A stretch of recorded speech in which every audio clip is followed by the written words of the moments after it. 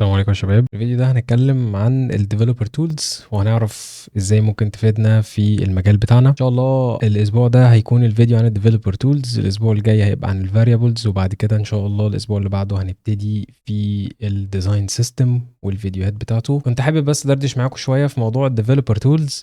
لما بنيجي نبتدي في اي بروجكت في المجال بتاعنا، اول حاجه بنعملها ان احنا بننسق مع الديفلوبرز اللي شغالين معانا، بنعرف ايه التولز اللي هم هيستخدموها بحيث ان يكون في زي كولابوريشن كده وفي تواصل دايما، بحيث ان احنا نوفر دايما في الوقت بقدر المستطاع ونقدر ان احنا نطلع البروجكت باعلى كواليتي وفي اقل وقت ممكن، وده طبعا هيخدم البيزنس جدا. فتعالوا نفترض ان احنا بنتناقش مع الفرونت اند ديفلوبرز مثلا في التيم بتاعنا، وعرفنا ان هم هيستخدموا الماتيريال يو اي، فممكن ان احنا نبتدي نشتغل ونبني الديزاين سيستم بتاعنا بيزد على الماتيريال يو اي، ونبتدي نعمل الكاستمايزيشن بتاعنا بيزد على البراند جايد لاينز بتاعتنا، ونبتدي نكستمايز في الكومبوننتس نفسها بتاعت الماتيريال يو اي على حسب ما احنا عايزين، ونطلع شكلها بافضل شكل ممكن، الشكل الابيلينج بالنسبه لليوزر، وفي نفس الوقت يسهل على الفرونت اند حياتهم يعني في بناء الكومبوننتس بتاعت الويب سايت او البرودكت. فزي ما احنا شايفين قدامنا دلوقتي دي الصفحه بتاعت الماتيريال يو اي، والماتيريال يو اي هي بمنتهى البساطه كده هي كومبوننتس الديفلوبرز بيستخدموها في بناء الويب سايت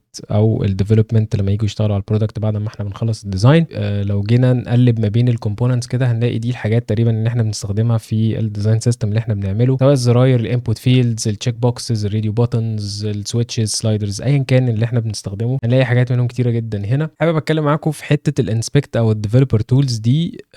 لو انا مثلا جيت عند التكست فيلد الاقي في الماتيريال يو اي في 3 ستايلز من التكست فيلد ستايل ده والستايل ده والستايل ده. فانا عشان ابتدي الديزاين بتاعي انا ممكن اعرف السبيسيفيكيشنز او الطريقه اللي معمول بيها الحاجه دي والمقاسات والمسافات والكلام ده كله. فلو انا ما بعرفش استخدم الديفلوبر تولز انا مش هعرف اعمل ده. فعلشان كده مهم جدا ان احنا نتعلم الديفلوبر تولز، وطبعا مهم جدا جدا ان احنا نتعلم الاساسيات حتى بتاعه ال HTML وال CSS، بحيث ان احنا لو دخلنا على اي صفحات حابين ان احنا نطلع منها اي حاجه نستفيد منها في الديزاين بتاعنا، سواء سبيسنج ايا كان اللي احنا ممكن نحتاجه، مش هنعرف نعمل ده الا لو كنا بنعرف نستخدم الديفلوبر تولز بتاعه البراوزر. فلو انا مثلا جيت عند انسبكت في البراوزر بتاعي هنا، هاجي ادوس على الايكون اللي فوق دي بتاعت select an element to inspect it، هاجي عند الاليمنتس بتاعتي all over the page، بيبقى موجود كل التفاصيل اللي موجوده عن الحاجه اللي موجوده جوه الصفحه بتاعتي. لو انا محتاج اعرف مسافات، لو انا محتاج اعرف نوع فونت، لو انا محتاج اعرف الوان، ايا كان اللي انا محتاج اعرفه عن اليو اي بتاع البيج دي هلاقيه موجود دايما في الانسبكت. الويندو البانل اللي على اليمين هنا دي بيبقى الستراكشر بتاع ال HTML هو اللي فوق، وال CSS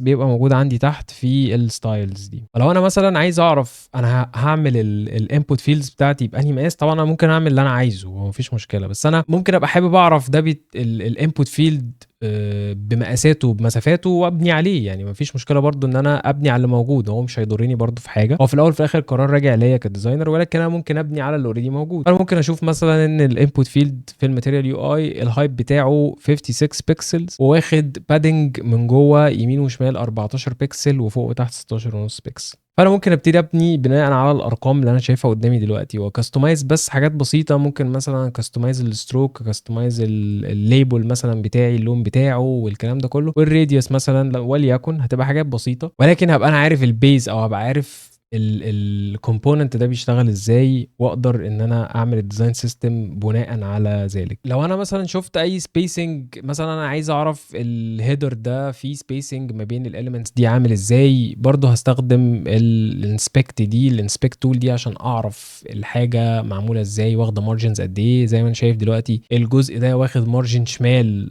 10 بيكسل بينه وبين الحاجه اللي جنبه، وهكذا برضه الايكونز دي المسافات بتاعتها برضو 10 بيكسل للشمال، والمقاس بتاعها 34 في 34. فانا اقدر اطلع اللي انا عايزه واللي انا محتاجه بدون ادنى مشكله خالص.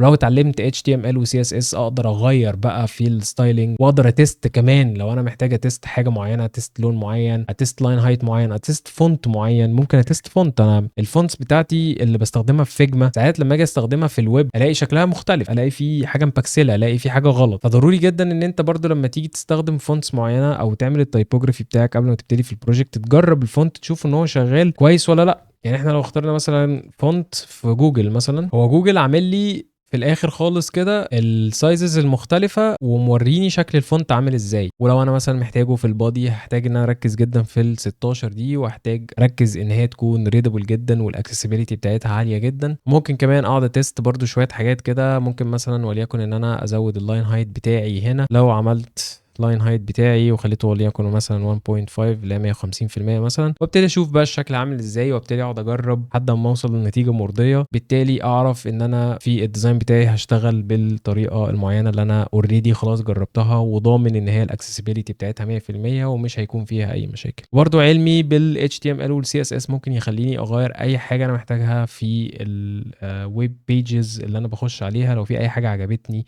عايز اشوفها بلون مختلف او ايا كان، ممكن ان انا اعمل كده. زي زرار جيت فونت ده اللي في جوجل فونتس، لو انا دوست عليه ممكن بمنتهى البساطه ان انا ابتدي اغير مثلا وليكن الباك جراوند كولر بتاعه. هنلاقي ان معظم السي اس اس نحس ان هو فاميليار قوي بلغتنا احنا اللي بنستخدمها في الديزاين بتاعنا. يعني مثلا باك جراوند كولر دي ما اعتقدش انها هتبقى غريبه على حد، ولكن بعد ما عملنا الباك جراوند كولر لاحظنا ان البوردر راديوس بتاعه اتغير، او الراديوس يعني بتاعه اتغير. فممكن بقى نبتدي نضيف راديوس ليه، نقول مثلا بوردر راديوس ونقول مثلا 48 بكسل عشان يبقى اول راوندد. زي ما احنا شايفين كده الزرار شكله زي ما كان بالظبط، ولكن اللون بتاعه اختلف. ممكن بقى نقعد نغير في اللون زي ما احنا عايزين. مثلا لو دوسنا على المربع هنا ده بتاع اللون ونبتدي نجرب الالوان اللي احنا محتاجينها عادي جدا. ممكن كمان نحط شادوز لو احنا محتاجين، مثلا نحط بوكس شادو. نبتدي برضو نديله الاكس الاول، بعد كده الواي، بعد كده البلور وليكن 30، وبعد كده هنديله اللون بتاعه اللي هو البلاك. وبعد ما بديله اللون ممكن بقى ابتدي اخفف اللون شويه بحيث ان هو ما يكونش تقيل قوي، وافضل بقى يعني اكستمايز بقى زي ما انا عايز، واشوف انا ممكن اعمل ايه في الصفحات